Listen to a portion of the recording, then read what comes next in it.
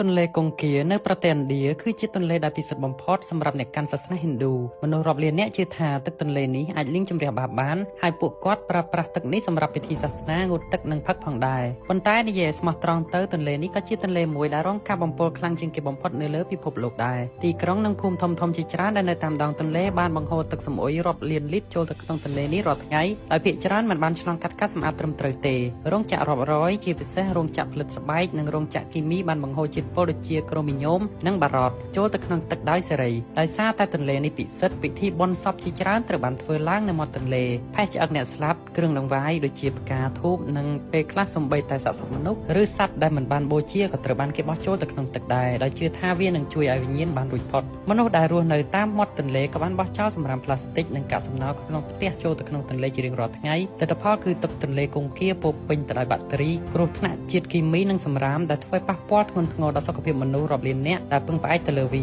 ហើយក៏បានសម្លាប់ជីវិតត្រីនិងសត្វនៅក្នុងទឹកជាច្រើនប្រភេទទៀតផងទោះបីជារដ្ឋាភិបាលឥណ្ឌាបានព្យាយាមបង្កើតគម្រោងសម្អាតទន្លេនេះអស់លុយរាប់ពាន់លានដុល្លារក៏ដោយក៏បញ្ហានេះនៅតែពិបាកដោះស្រាយខ្លាំងព្រោះវាទាក់ទងទៅនឹងចំនួនមនុស្សដែលច្រើនលើសលប់ភាពក្រីក្រនិងជំនឿសាសនាដ៏ចាក់ឫសយ៉ាងជ្រៅ